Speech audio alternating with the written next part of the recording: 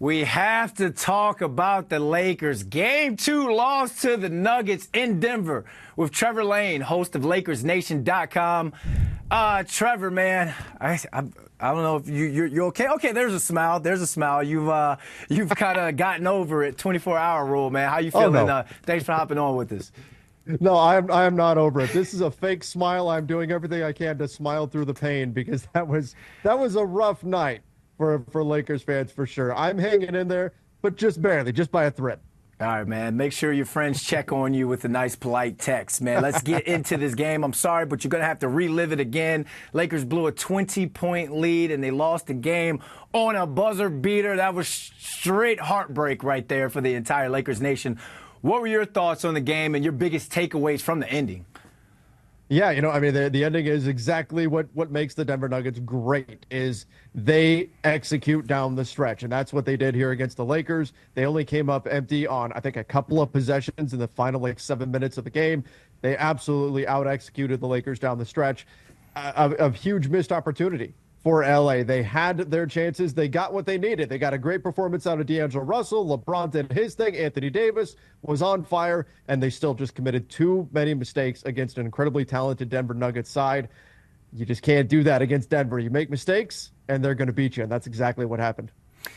Throughout the course of the game, there were some questionable calls, and LeBron James wasn't happy at all with the replay center or the officiating. Look, everybody points fingers at the refs when they're down 0-2, but you think LeBron has a valid point?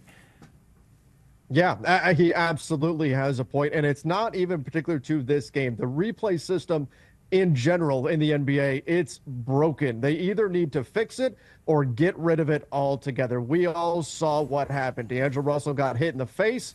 The call was made. They went back and overturned the call on review. There's no reason to have review or have replay if you're going to be able to look at all these angles and see a clear foul and still not wind up with the correct decision. So this is something the NBA's got to look into over the summer. This is not the first instance of this. It's happened a number of times over the course of the season.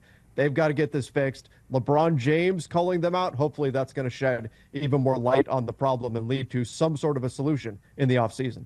When we talk about these two teams, I know the Denver Nuggets are the defending the defending NBA champs, but pretty similar rosters. Let's talk about the coaching. Who's winning the coaching battle in these first two games? Mike Malone or Darvin Ham?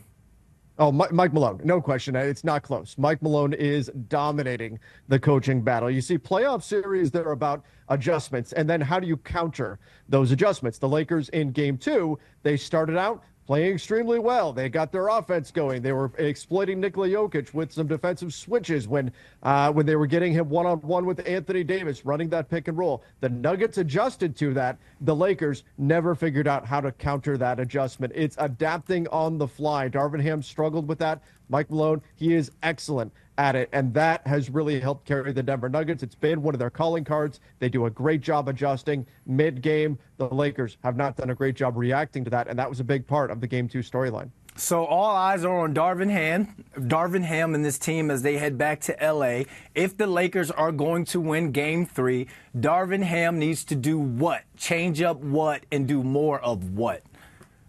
They need to run more organized offense. We saw them get away from what was getting them there in the third quarter. They went 5 minutes or so without scoring the basketball. Anthony Davis wasn't getting enough touches. They have to be more deliberate about the shots that they take and the sets that they run. They can't allow themselves to devolve into freelance basketball, which we saw way too much in this last game. They've also got to cut down on the turnovers and the offensive rebounds they give up. The Denver Nuggets will punish you consistently when you turn the ball over and when you give them second and third scoring opportunities. That's what we've seen so far the first two games of the series. Again, it's part of what makes Denver great. The Lakers, their margin for error is very, very slim. They've got to clean up all of those areas if they're going to have a shot in Game 3. If the Lakers don't win Game 3, is this series over? It may be over already, and I'll be honest. I'm clad in purple and gold, and I'm telling you that. It may be over already. I'm really curious to see what's the mentality of the Lakers. How do you bounce back from that much heartbreak? I don't know that they can. I hope I'm wrong, but Thursday is going to tell us a lot. What is the mentality of this team? If they, after losing 10 straight times now to the Denver Nuggets, don't believe deep down that they can beat this team, then this is going to be a short series, and we're going to be looking at another early summer for LA. Bring out the broomsticks. Trevor, quickly tell the people where they can find you on all the platforms. Yeah, you can find me over on X at Trevor_Lane. You can find most of my work on the Lakers Nation YouTube channel, youtube.com/Lakers Nation, as well as the Lakers Nation podcast, which you can find on Apple Podcasts, Spotify, wherever it is that you listen to podcasts. Trevor, cheer up. There's always Thursday, my man. Thanks for hopping on. Hey, thank you for having me.